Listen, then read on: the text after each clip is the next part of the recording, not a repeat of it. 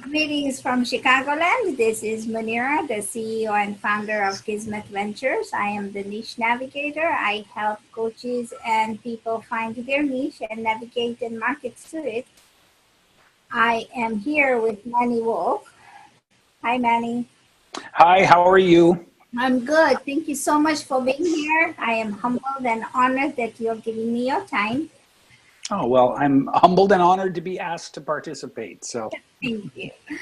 So I do these segments and I post the videos on YouTube because I want to one, expose and promote the coaches and my fellow coaches and friends, partly because everybody is doing something special. And you know, when we speak of a term that's coaches, people kind of are put out. But this way I can find out what their niche is and you know what special things they're doing to add value to other people. yeah, totally. Yeah, so and then I post them on YouTube and I post the videos on LinkedIn as well and Facebook, and then you can share them as well. So tell me a little bit about yourself, Manny. Well, through a long set of interesting and unusual challenges, I have discovered that the reason that I'm here is to help liberate people into the kind of life they want to live. And I do that through the power of radical self-awareness and communication. Okay. How do you do that? Well, I teach people radical self-awareness and communication, I suppose. What I mean by that is strictly I help coaches to become great public speakers. Okay. But it's always surprising to people when they start to work with me what the process really looks like. You know, in fact, I was just thinking today of a way to explain it in a Facebook post. And the thing that I was trying to get articulated is the truth that if you want to be a powerful communicator, or as in a powerful public speaker, you have to understand that you'll never be any better externally to the world than you are internally. Okay. And that's something that most people miss. You know, most people sell, and most people who want to learn how to be great speakers look for tips, tricks, and tactics, which is not the path. That's the path to be maybe impressive once, you know, it's the path to looking polished but insincere. It's the path to getting up on stage and feeling like you did everything right and just having that nagging sense that it should have landed harder than it did. Okay. So that's what the tips, tricks, and techniques get you. Okay. When you instead turn inward and start to really understand yourself and know your own biases and know your own beliefs and things like that, and are able to speak to others from a place of, again, radical self-awareness, like, or you might even say weaponized self-awareness. Okay. Then you can show up with what we improperly term authenticity. And the reason I say improperly is because all of our words have, every word that we use has a life cycle. It goes from new and novel and not understood by everybody, and it kind of moves to this like place of like, okay, now it's a very common word, it's understood. And then from there, it kind of goes the other way over to overused, misused, changed. And the thing with the word authenticity is that it is now going this way. You know, not the quality of authenticity, but the word authenticity. And so people often come to me and I say, well, what is it that you want to portray? What do you want to project? What do you want people to sense from you? And always authenticity. The problem is the word now has a different connotation than it did even 5 years ago. True. certainly more different than 10 years ago. Okay.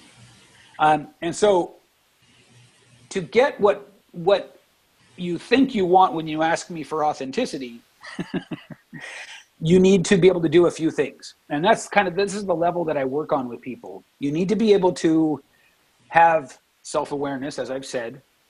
You need to be able to have courage, which connects to your self-awareness, so that when you are engaged in the act of being aware of yourself and learning about yourself, you exercise courage when you find things about yourself that you don't necessarily like. Maybe they just don't serve you anymore.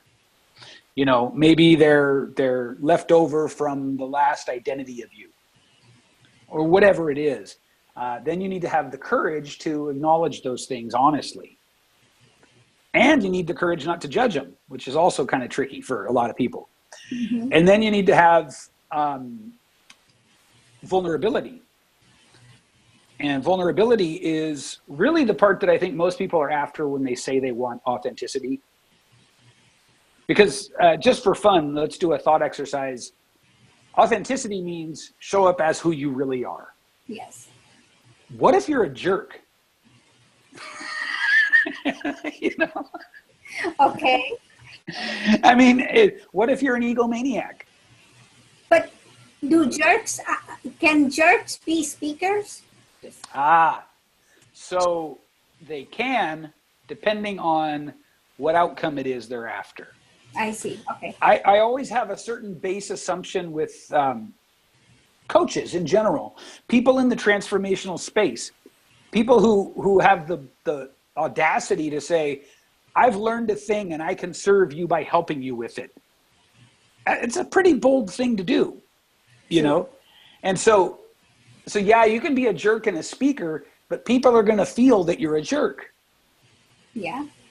I mean, it's just, we have been tuning ourselves for forever instinctively, but consciously for years now, we've been tuning ourselves to look for the truth of people, you know, to experience the truth of people. And so, as I said in the beginning of this what has turned into a little monologue here, Okay.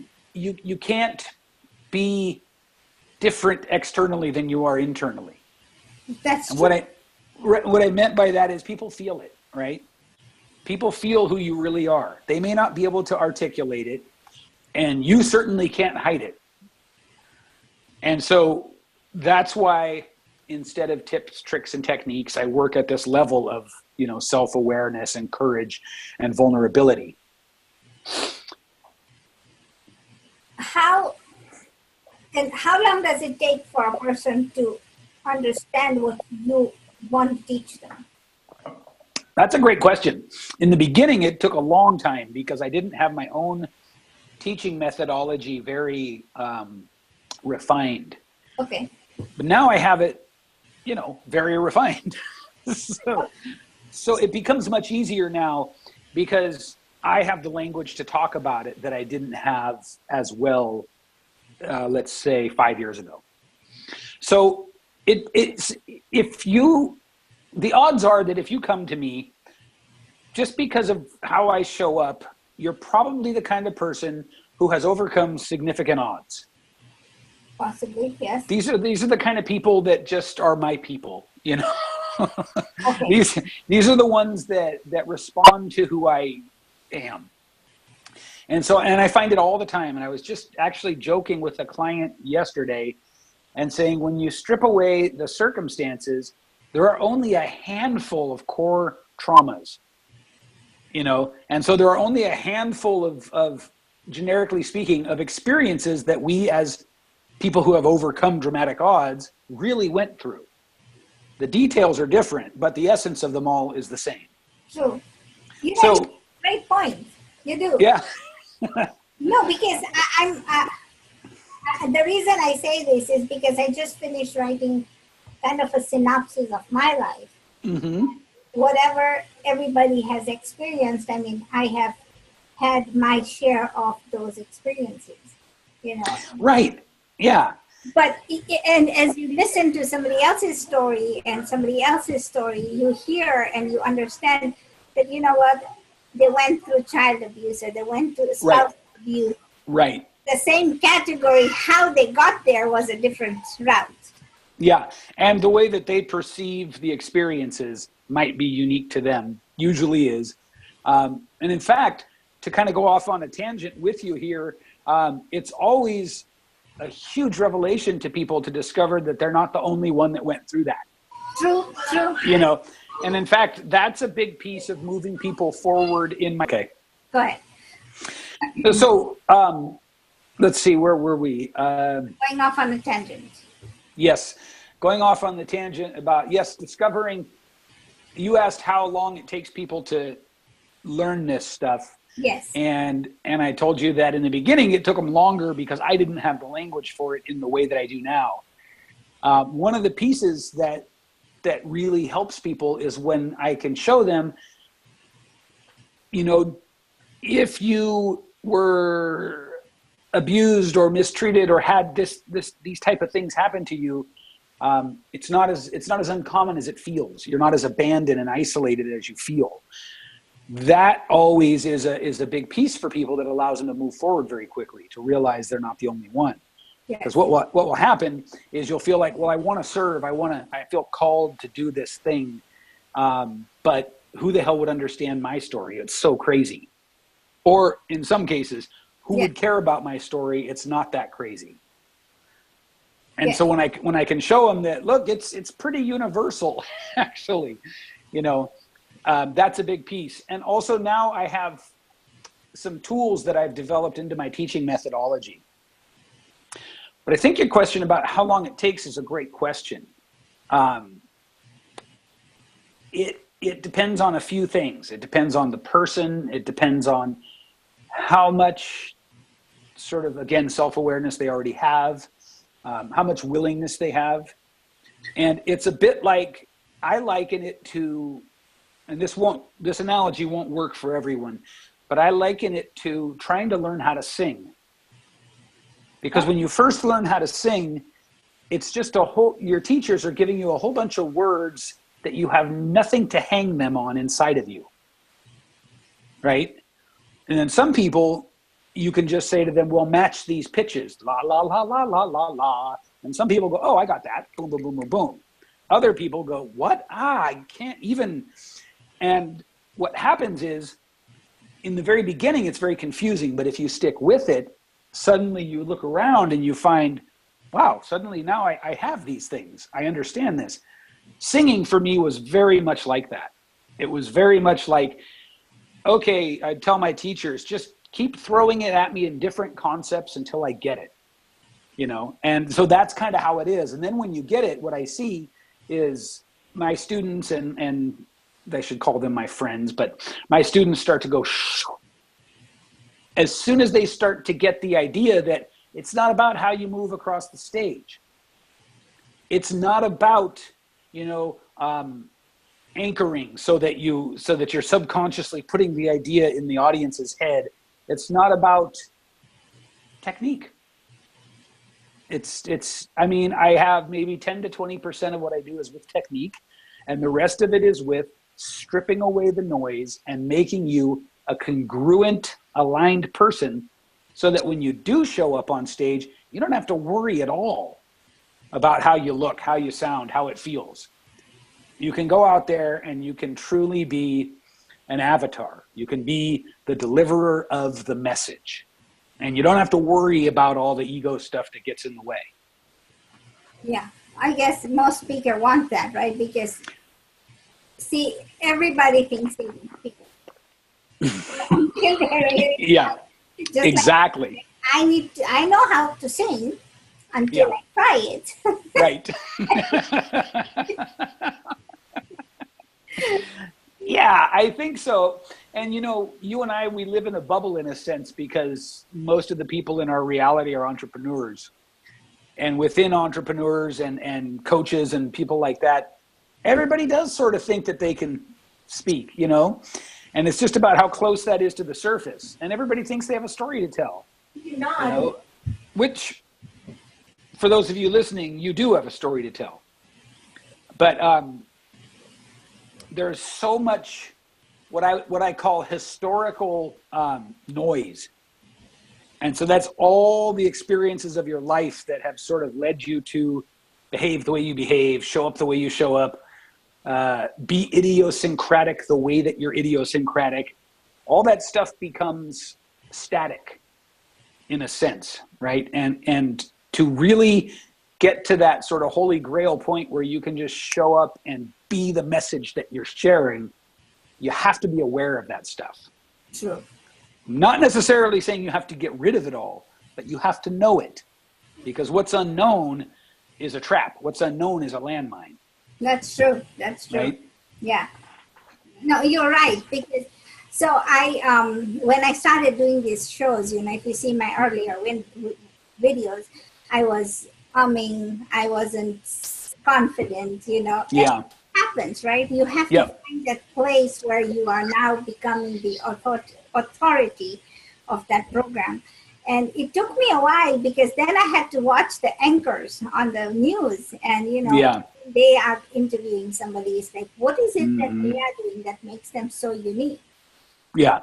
Not necessarily the interviews on Facebook that everybody else is kind of doing and podcasting. No, I had to watch them, and I learned by watching them.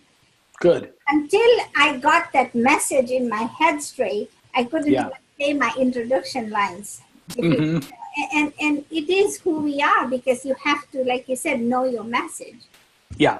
And that's so perfect. I mean, I wish I had learned this before. But 100 interviews later, I meet you, and now we are in congruency of the same. There you go. See how that works? By the way, that's another cool thing that happens as you do this work, which I would almost like to call it alignment work, but that sounds a little, again, the term alignment work goes on that like life cycle of words and phrases, and it's getting a little overused and a little sort of like people make assumptions about it. But for lack of a better way to describe it, as you do this work, which brings you into an alignment, what happens is the whole rest of your life starts to sort of reflect that you're now, you don't have cognitive dissonance as much as you used to. No. And just like you said, now 100 interviews later, here we are, and we're talking, and you're going, oh yeah, that's exactly what you were talking about. So that's another fun, like little added feature of doing the deeper work.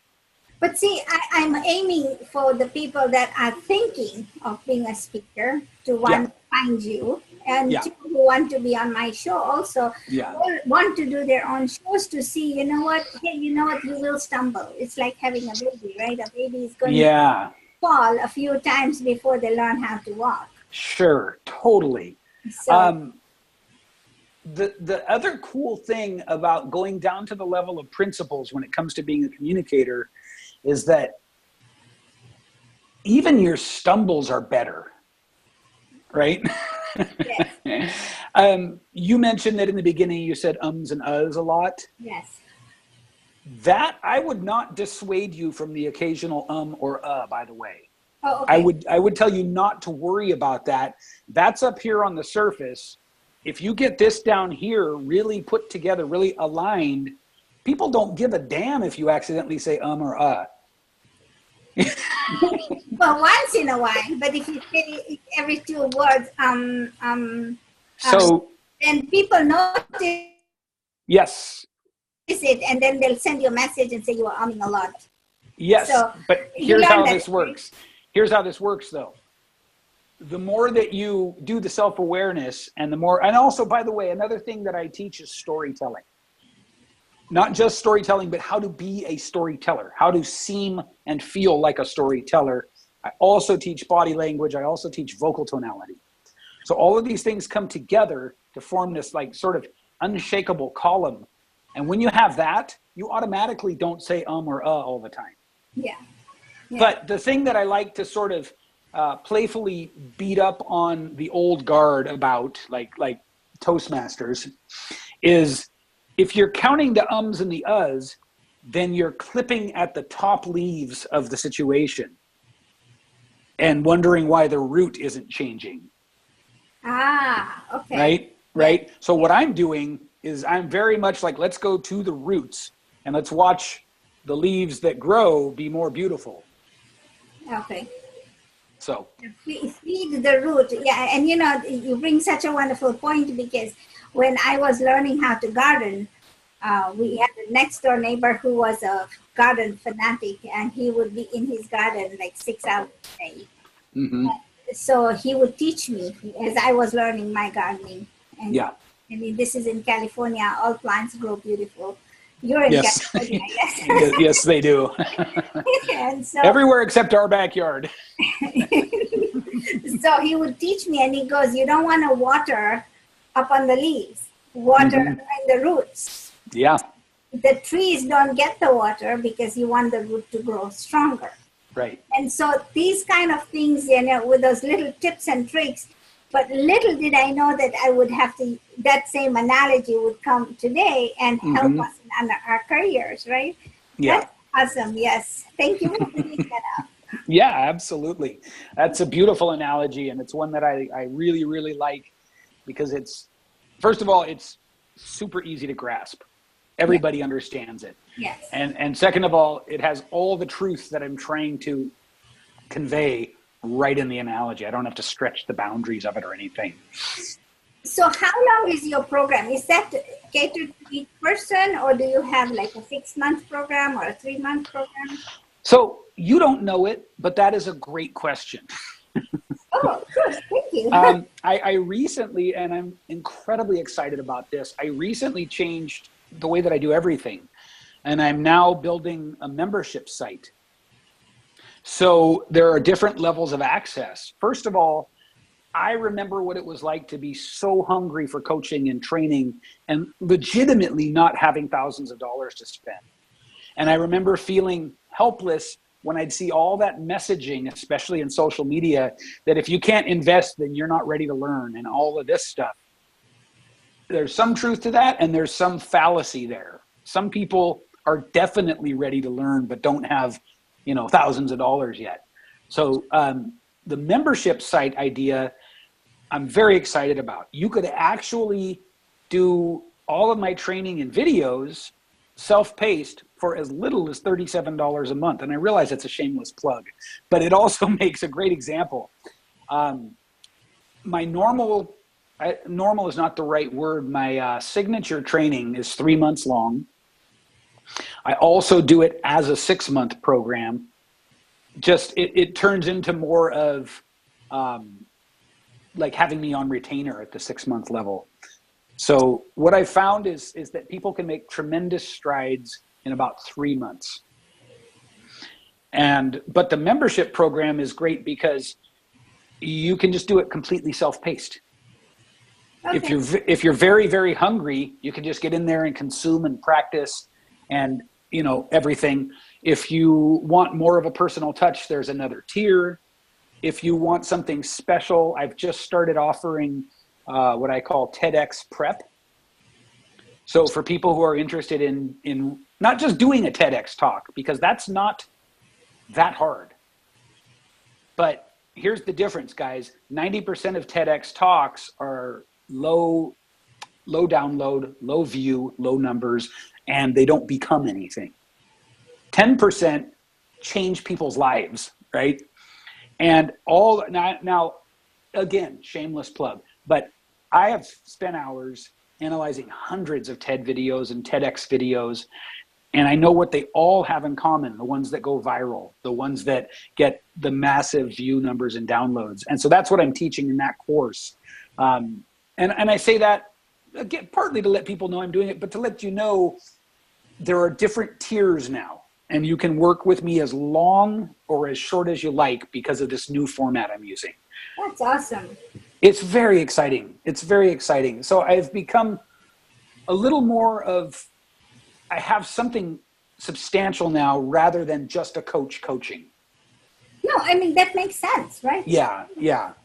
And so I can get big results for people in 3 months, but I could get absolutely just life-changing results given long enough. That is awesome. That is awesome. So for those people who are watching, you know, if you want to be like, learn how to give a talk. Because Yeah. once you learn the curriculum of doing that, you can stand on any stage and talk. Yeah, exactly. And another piece with that is that, and we promise to get you booked too. Oh, Yeah. So it's not just the prep, it's we'll get you on that stage and show you how to take that talk and leverage it as a powerful cornerstone in your coaching business. okay, wonderful. Yeah. That's pretty cool, right? For those people, yes, who are watching, you want to subscribe to the channel, you want to share this video, and you want to, join Manny Wolfe. And I know he's from California because I lived there and once upon a time. Now I'm in Chicagoland. But, this is so important if you want to be a speaker, and not Yeah. just Toastmasters and everything are not good. However, you really need the topics honed in, and you need this kind of coaching. And I've seen your work, so Excellent. Yeah. I know what to expect if I joined, and that's going to be in at a later point. But thank you so much for coming on the show despite our little hiccups. Oh, it was a pleasure. Yeah, it was totally fun, and my pleasure to be here. Thank you for having me. Thank you, and have a good evening. All right. Bye-bye. Bye.